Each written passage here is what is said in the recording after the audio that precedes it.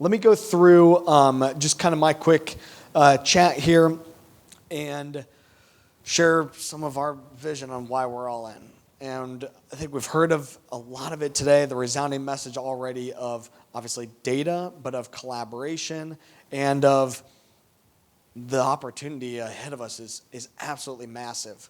So that's why I wanted to hit on here in my keynote today of why I'm so bullish in this concept and why we decided that the theme for this is we're all in.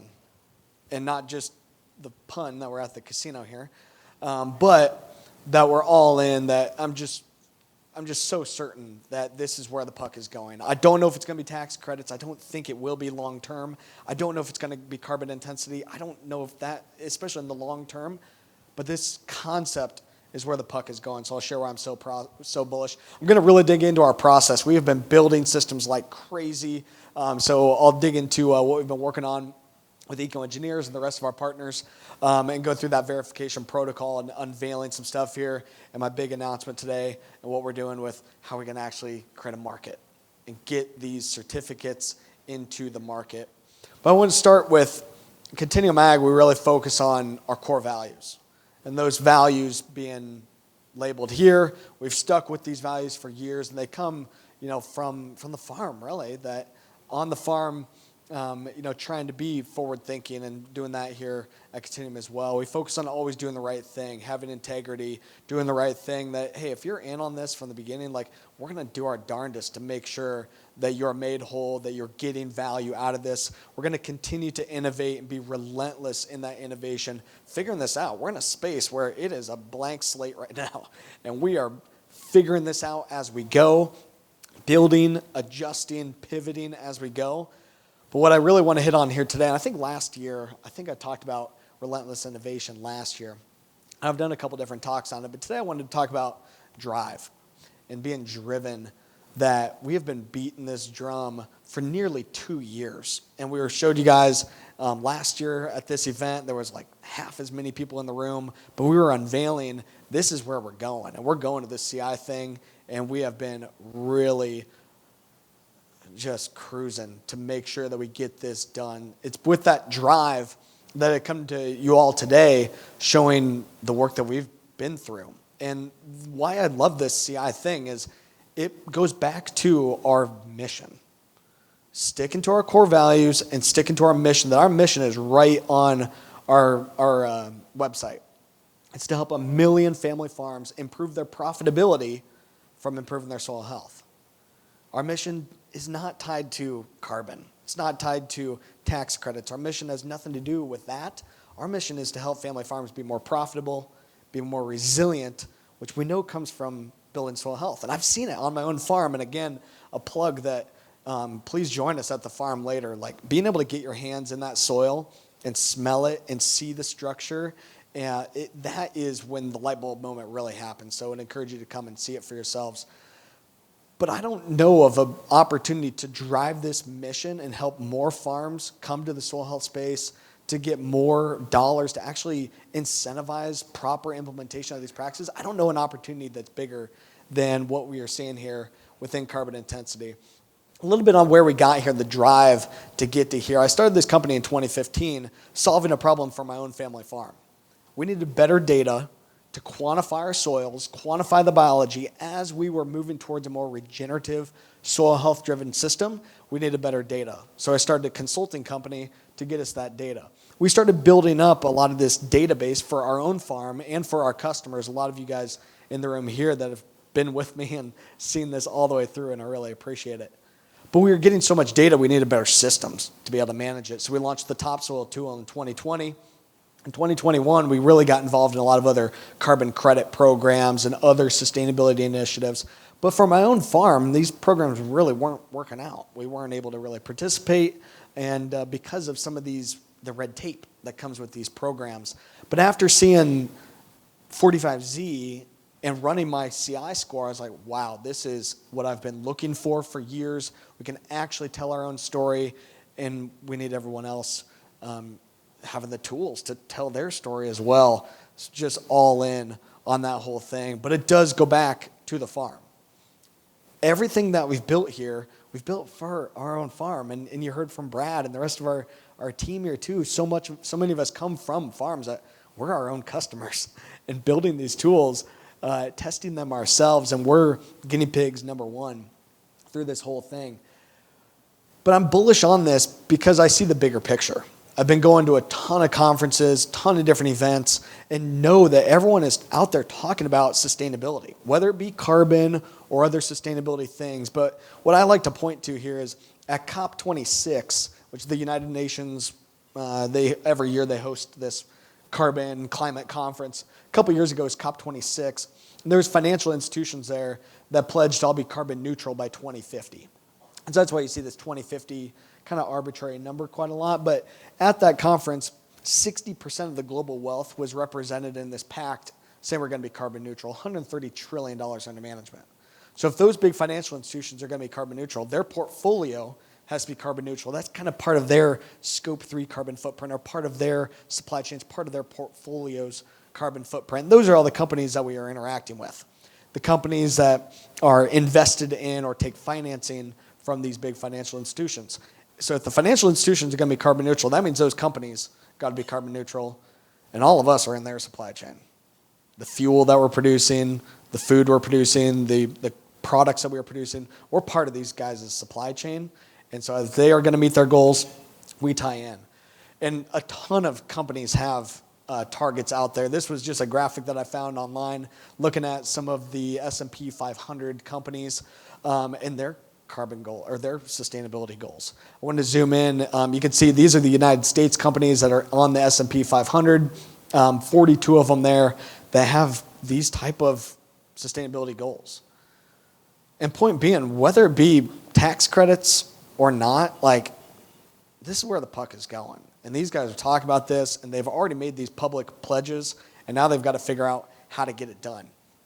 One of the other pieces I want to make a plug for, again, that you're in Washington County, most of our corn produced on our farm, it doesn't go to the ethanol plant. The ethanol plant is a lot further away. We've got tons of markets here locally and in the pork space. And most of our grain goes to feed pigs. Well, this was a graphic that I got from Iowa Select Farms. I was just at a tour of their operation a couple weeks ago, and their head of sustainability let me utilize her graphic. I thought it was really great in that at Iowa Select Farms, a large pork producer, and this would be representative of other pork producers too, the big piece of their carbon footprint comes from the feed, the corn and soybeans that they're buying to feed to their pigs. And you got manure on there, you got transportation of the feed. But as you look at the pork industry and other sectors of food and agriculture, they have very similar metrics to this. The rule of thumb for beef cattle is that about 55% of their carbon footprint comes from the feed. For dairy cows, it's about 40%. So as these industries look to decarbonize, they've got to address this. And I wanted to hit on this because I believe in the biofuel space, we're setting a precedent. We're setting a precedent as to how they can quantify that 58% component to the bushel level. And we're setting a precedent as to the financial value of that data and the financial value of decarbonizing that component. That's where I'm so focused on. We've got to have strong data. We've got to collaborate with good partners to make this legit, because the precedent that we are setting that's going to go beyond biofuel is why I'm so bullish on this. But back to the biofuel space. I mean, this is coming from Renewable Fuels Association. I mean, there's already big push out there and big pledges to decarbonize, whether there's tax credits or not. And I'm so excited that Southwest Airlines and Chevron are here to share some of their long-term vision in this too, that this stuff is here to stay, and I want to make sure that you all are up on it. So as we look at this near-term opportunity, we're talking more than 20 billion gallons of biofuel that are already produced in this country every year. There's about 17 billion gallons worth of capacity for ethanol. There's about 16.5 billion gallons actually produced every year. But here's all the ethanol plants that are out there, and I want to talk about being driven and show you guys all the yellow ones on there are the ethanol. This is a map of all the biofuel producers in the country. So this is ethanol, biodiesel, renewable diesel. And all the yellow ones are groups that I've personally talked with. And what I've been doing for the last year or so, getting out there, figuring out how are we going to make this work to help connect the farmers in. And we've come up with this process here, and I want to go through exactly what we are doing for those of you that are collaborating with us, those of you that are competing against us, that's fine. Here's exactly what we're doing, and we'll pivot as we need, but here's what we're doing. So step one is all on topsoil, getting guys their scores, getting verified, documenting everything, getting it through an attestation and a third-party verification process, like I said with ECO, all the way to, hey, maybe there's going to be an opportunity to get paid. So here's how it starts. So hopefully a lot of you are already on topsoil. You go to topsoil.ag, create an account, and get your score. Very simple questions about your operation to get signed up. From there, we ask about what crops are you growing and what are your practices. This GREET model that we've talked about from the Department of Energy, it's a pretty complicated deal. You can go and get it. Google the GREET model. You can go find it. But we've simplified it where we ask you this set of questions here, whether you're a farmer or are working with farmers. We've really simplified what are your practices. Let's document that. From there, we can run the score. So you can check out if you're working with one of our representatives, working with our dealers that are in the room, they're happy to show you what your score is. Or you can get it unlocked and utilize our billion bushel challenge code and get your score for just $25. So from there, we're running that actual score. And as you've logged back into your topsoil account, you'll see that your score has maybe changed because we switched from using that old GREET model to the brand new one. And this number will continue to change. I thought it was really interesting on Monty's talk that, hey, here's the GREET scores that we're talking. And in the language from the Inflation Reduction Act, it says that they'll utilize tools developed by Argonne National Lab. But it's definitely still subject to change. But at least today, we're showing here's what your score is. Here's the total potential value to the ethanol plant. We don't know what the farmer is going to get. We don't know when it's going to happen at all. But gosh darn, as we're looking at the financial opportunity there, it's in my mind, it's just too big of a deal to not keep figuring out and going after. What I love on this is for my farm, I wanted to not only know, well, what's my score, but how do I improve my score? How do I take this to the next level? So that's what I did here in this screenshot.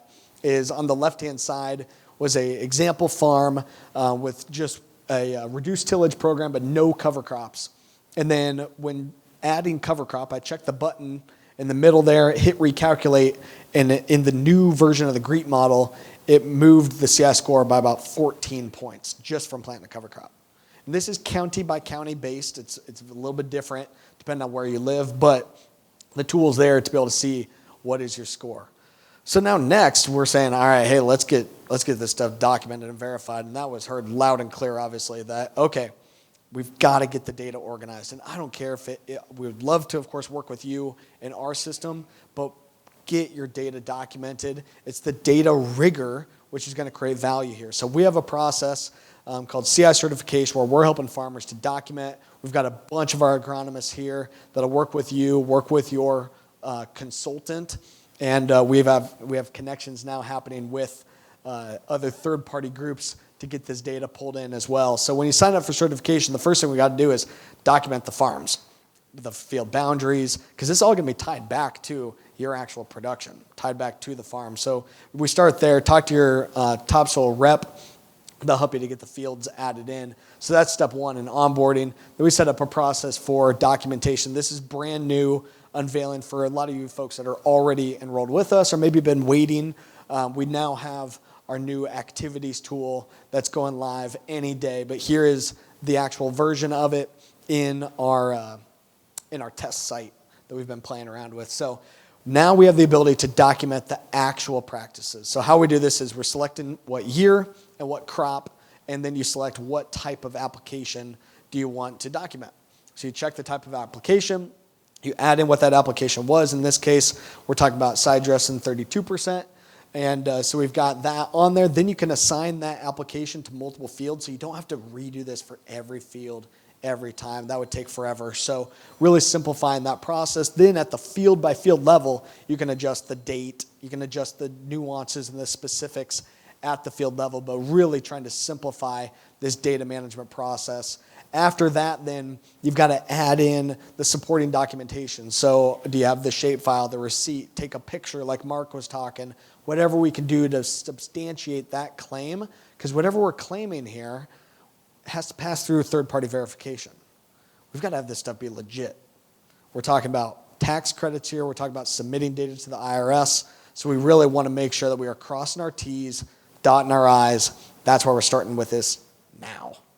And for a lot of you, we've been working on this with you for quite a while. So it's documenting, getting strong data, integrating with your existing platforms. That's really what we've been building out here, and continuing to, of course, add to our team as well to help where this is still going to be potentially a manual process.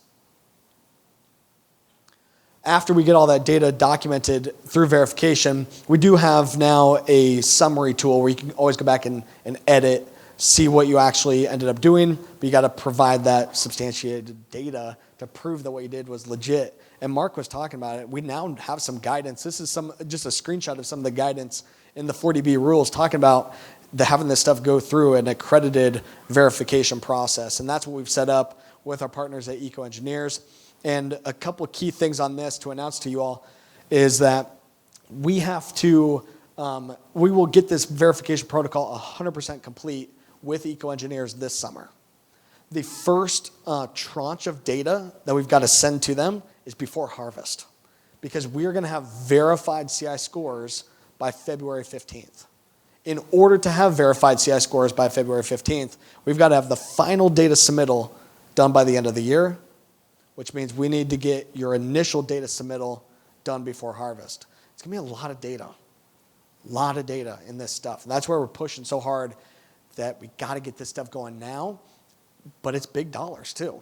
If we want to be able to get dollars going to our rural communities, be able to help out our biofuel companies, it's going to take a lot of data, and that's really what we're going on here. A couple things I wanted to announce as well. If you're not ready to jump on here at the beginning, that's totally fine. Like, wait, everyone has different risk appetites. We would love to have you in early. I think that's where the best opportunity is going to be. But there will be secondary and tertiary verification if you don't have everything in and get signed up by the 1st of October. So after we get that attestation, get it sent along to the verifier, now you've got a verified CI score. Whoop-de-doo, right? Now what do we do?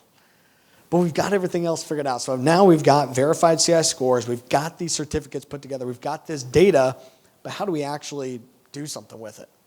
So announcing there this little side project I've been working on of building a marketplace here. And building a collaborative marketplace where as producers, we've got, whether it be a verified CI score or verified that you're climate smart or any other asset. There's lots of different verifications out there. There's lots of different programs.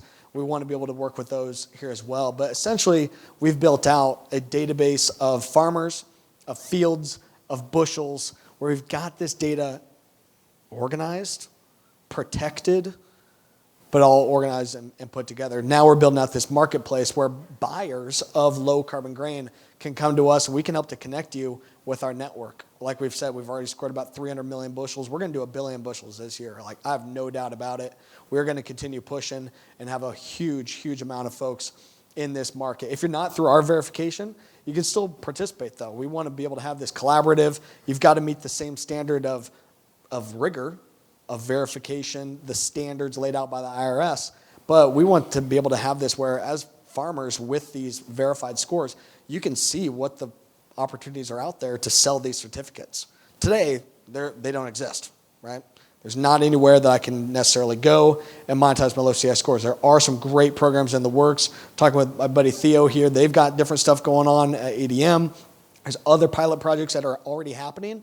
But as we get 45Z rules, there's got to be this connectivity. So building out that price discovery so you can see what are the opportunities out there and choose what's going to be best for you. But then we'll have that documented and in a secure portal so that when these folks get audited, we can show exactly where did they buy the bushels from, what were those certificates, and prove that this is legit and real. For our farmers, if you're in our certification program, there won't be any fee to utilize this at all. This is part of that certification, but we do want to collaborate with others, just be a small fee for folks that are verified in other protocols. This whole thing, I've been just thinking through like, okay, we're getting all these different problems solved, right? We're solving this problem of documentation. We're solving this problem of updated scores. We're figuring this out as we go. The next piece, though, is this is a little bit older map, but on the left-hand side is the farmers that we work with. We've got about 5 million acres in the platform already. We need to connect these farmers with these biofuel producers. And I believe this type of market concept is one way that we can get there and want to collaborate with other people as we build this out. Here's a little graphic on kind of how I'm thinking through it. Biofuel producers, grain elevators, they're going to be able to participate in the market saying, hey, we want to buy grain, we want to buy these certificates, we need to connect with farmers, whether it be they bring their farmers in or they connect with the farmers that we already have. But as a farmer, you're going to be able to see what are the different opportunities out there and sell a batch of these certificates. We don't know yet exactly how this is going to work on your scores, your data being associated with the physical bushels, but we have that infrastructure, and that's where having the guys at Bushel here is great. Also, like Verity is another company that we work with that does blockchain connectivity and tracking the same type of stuff. But I just think it's going to be important for us to see, all right, who wants to buy low carbon grain? We've got a bunch of low carbon grain. It's verified, it's legit, and create the tools so that we don't have to reinvent the wheel and have this be one-to-one negotiations and such every single time. So this is what we've been working on to complete this whole process. One other thing on that too is we've talked a lot about biofuels, but I'm again super bullish on the folks that could be on the buy side of this equation. Doesn't have to be biofuel producers. It could be the folks in the pork space. Now they don't have a tax credit to pay for it, but as they look to meet their corporate sustainability goals, they're going to need to address that feed component of their equation, and this is one of the ways we can do it. I think there's going to be lots of other markets that get enabled out of this, just trying to build the infrastructure so that farmers that we're working with have those resources, have the tools there to get this new asset and connect it to the market. So lots more details to come on all this, but excited that now we kind of have this whole process, at least version 1 of everything figured out. We still want to collaborate. We still want to keep driving ourselves to do better, continuing to relentlessly innovate to figure this out. We don't know all the details yet, but we want to be ready for whatever is coming and deliver that value to you all here. I think I've got... Okay, so last couple things, and I'm ready for some lunch. With all this, we've been talking about doing a price increase that we've been in preseason pricing of $5 an acre. We do have to go to $7 an acre on July 1. So we would encourage you, hey, we've got to have this initial data submitted by October. If you want to get it on that, we would love to work with you sooner rather than later. But it's because we got to get all this data organized. It's going to be a lot of stuff. And I need to figure out how many more people we got to keep adding to our team and what systems do we need to build. So we do need to go to $7 on July 1. Well, the protocol's completed here this summer to know exactly what evidence we've got to support. So we'll have all that done, documenting your practices, as was talked about in the panel. At least start with that now. Even if you're working with somebody else, I don't really care, but document, control, and own your data. That's why we've built all this stuff and built it for our own family farms, that we wanted to make sure that we own our own data and that you own your data when it's in our system. We've got to submit this data for verification by harvest with the yield data and the final stuff going in by the end of the year. We'll have all that data then back and be ready to go. I have no idea when the money's going to start. I have no idea if there's going to be any money. I have no idea when the rules are going to come out, but we're going to be ready. We're going to be ready, and I believe that the opportunities are big enough, and I think Monty did a great job of saying, hey, the way that the rules are written today, it actually probably doesn't really work for any of us, and that's why we got to voice our opinions and give that feedback to these folks. But if this gets done the right way, it is by far the biggest opportunity in ag. Monty was talking about it. I think you guys have heard that, and that's why you're all here. But again, I want to tie it back to we've been pushing hard on this and driving through, even with a lot of pushback. I've gotten a lot of pushback on stop talking about this. Stop talking about the numbers. Stop talking about this opportunity. And I just can't. This is the right thing to do to educate folks. I don't know if it's going to be 45Z. I don't know what the money's going to be, but this whole concept, I believe that if we actually have 1 billion bushels put together in a system, I bet you there's going to be opportunities that come about. And we've already seen some of those too in carbon insets and carbon offsets. There's other sustainability programs and options for our farms, but it all starts with data, and that's where we want to help you out. We hope you go all in with us. We are 100% all in. We know that in order to help a million family farms improve their profitability and improve their soil health, there's these programs that are out there. But it's utilizing these programs, utilizing these dollars to invest back in the resilience of our family farms. Invest back in building soil health, improving our utilization of technology, control what we can control, because the goalposts are going to continue to move. But the opportunities are there. I'm excited for them. I hope you all are excited too. We would love to keep collaborating on it. Excited for the rest of the afternoon panel. But with that, we'll take a pause. We'll get some lunch. I don't know exactly what the process is going to be there. Well, we have some questions if we want to do those really quick. You're saying that I went fast enough that we can... Yeah. Oh my gosh. You are impressing me. This is the first time ever. You guys just witnessed the first time that I've ever given a talk under my allotted time frame. That's pretty good. Yeah. So let's run through some of these really quick. Most of them should be just reiterating stuff you already said. Great. And then we can do lunch. So first one on here, you had mentioned this a little bit too, but other than biofuel, are there other end users that will be interested in low CI grains? Yeah, I think there's a lot of different opportunities. So I already got a call, it was a couple months ago, from one of the largest berry producers in the country asking, can we do low carbon strawberries, low carbon blueberries? I'm like, I think you should, but I'm using this GREET model that only scores corn, soybeans, sorghum, and rice. And they're adding wheat, they're adding winter canola, supposedly anyway. But the concept, again, is what I'm so bullish on. But really interesting to see already this conversation is being had by folks outside of biofuels, very much so happening in the animal ag space here as well. So if you're not selling into an ethanol plant, I think it's still going to be at least kind of know what your score is and be able to have a conversation with your buyers. Or if you're in a non-GMO market or an organic market or something like that, the concept here is the point. The concept around your data, you need to own your own data as a farmer. You need to control who has access to it. But I do think the opportunities are going to emerge. All right, we've got another one from Brad here. What about certifying soybeans? Thanks, Brad. We do have the ability to certify soybeans as well. We're going to hear from Chevron this afternoon. On the soybean side, it's a little bit different that in ethanol, it's corn goes in and on average 2.9 gallons of ethanol comes out. Fairly straightforward process. The math is much more clear, but the soybean opportunity is there. You can get your CI score on soybeans in topsoil, but you need to be talking with where you're selling your soybeans to. Are you selling to an elevator? Or are you selling to a crusher?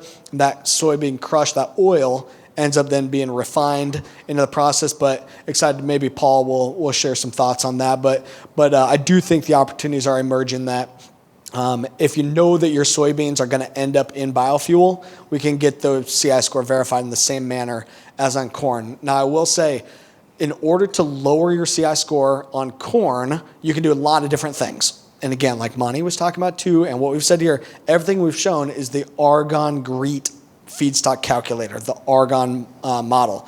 And you can move the needle in a lot of different practices on corn. On soybeans, you can pretty well only move the needle on soybeans if you're doing cover crop and no-till. Your fertilizer program doesn't really change the score. Yield, fuel usage, these other drivers that impact the score on corn, they don't do as much on soybeans, so you pretty well got to be no-tilling and cover cropping on soybeans. But when you do, I mean, we showed our scores on soybeans were a negative something and really moving the needle substantially. So for us, it's going to make a lot of sense on soybeans, but I'd run your score and see what your buyer is going to want to do, and if you want to get soybeans verified, we can help you. If a farmer is already enrolled in an offset program, can they also do a CI program? Great question. So in what we had been saying for the longest time is I don't know if the IRS was going to make any rules about existing carbon programs versus the CI thing. But in the 40B rules, they very clearly stated in there you cannot stack. You can't be in a CI program and be in a greenhouse gas outcome-based program. So at this point, at least in those 40B rules, it was saying, hey, probably not going to be able to stack. Now, I don't think you should unenroll if you're in a program today. We don't know when these programs are going to come about. And we will have carbon inset programs available for our customers again this year. We've got some of that in our back pocket, but we do have other opportunities out there besides just carbon intensity. At this point, it doesn't look like we're going to be able to stack. But not every farmer is going to be selling into a biofuel space either. There's other opportunities out there, and we'll see how the rules end up being in the future. And again, I wouldn't unenroll if you're in a program today. I think there's plenty of good programs out there, but at least the rules that we got on the 40B guidance doesn't look like you're going to be able to stack. Now, if you're in a cost share program, pay for practice, that's fine. You just can't double count the carbon. That's the key. And if you're in a specific program, talk to your Continuum Ag rep. They can help you determine whether that exact one is eligible or not. Okay, if there is an administration change during the election this fall, are we at risk of these tax credits going away? Gosh, I forgot when Dana was up here, she was supposed to get all the hard questions about predicting the future and elections and politics and stuff. What the heck? So this question comes up every time, right? What happens here with the election and if things change in D.C.? And the real answer, of course, I can't predict the future. But, this tax credit, though, has very good bipartisan support. And maybe we go straight to that, actually. Diana might have just found the time if we want. We do have a guest video. Do we want to do that real quick? Are we ready? At some point, we have a special video that our Senator Joni Ernst put together for us, which is pretty cool. She wasn't able to join us here in person. Also, Secretary Vilsack, some of his folks, we'll get them on webinars and things like that later. Our local rep, Marinette Miller-Meeks, has come to this event multiple times. She, unfortunately, wasn't able to be here either, but we'll get them on some webinars and that kind of thing. But Senator Ernst did put together a video for us showing her support. This 45Z credit has gone through debt ceiling bill discussions twice and has passed through with good bipartisan support, and they've fought to keep this out there. And luckily here our Iowa representatives have done a really good job fighting for this. Again, stroke of a pen, this stuff could be gone. And that's what we're trying to set up, the company, the infrastructure, everything we're building for you all, that if it's tax credits, we're going to be ready to roll. If it's other initiatives, we're going to be ready to roll. So we'll see what ends up happening. All right, one more really quick one, and then we'll do lunch. We have an announcement about that too. How do we use our existing channel partners within this, like dealers, grain elevators, other agronomy companies? How do we work with those guys too? Yeah, we can't do this all by ourselves, not even close. We're talking about huge volume of grain and of farmers and stuff. So we've been really building out our dealer network. Thanks to all of you folks that are dealers in the room. Talk to some of our folks if you're interested in becoming a dealer. What we do is we're basically wholesaling this software solution through our dealer network. So those are sometimes farmer dealers, independent agronomists, ag retailers, insurance folks. We've got them all over the Midwest here now, but we collaborate with those folks because you guys that are already working with farmers, you already have the relationships. You already have most of the data that we need. We don't need to reinvent the wheel. We don't have enough hours in a day to try to reinvent the wheel. We don't want to try to work with every single farmer direct, but we want to work with you that are already working with farmers. This whole thing, to wrap up and get to lunch, unless we do get Joni's video here to take us into that. The opportunity is so massive that we got to try to make it happen.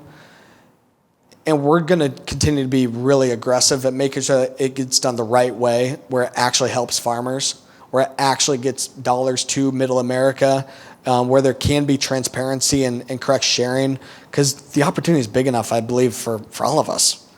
The biofuel folks can make some serious money, the elevators, the existing agronomy companies and stuff, and of course the farmer. I think there's opportunity for everyone to be shared in this. And if you want to be a dealer, we'd love to chat with you, or if you want to collaborate in another way. I think there's a lot of good opportunity there. But you want to maybe tell us about lunch, and maybe we'll get... Well, let's give Mitchell a big round of applause first.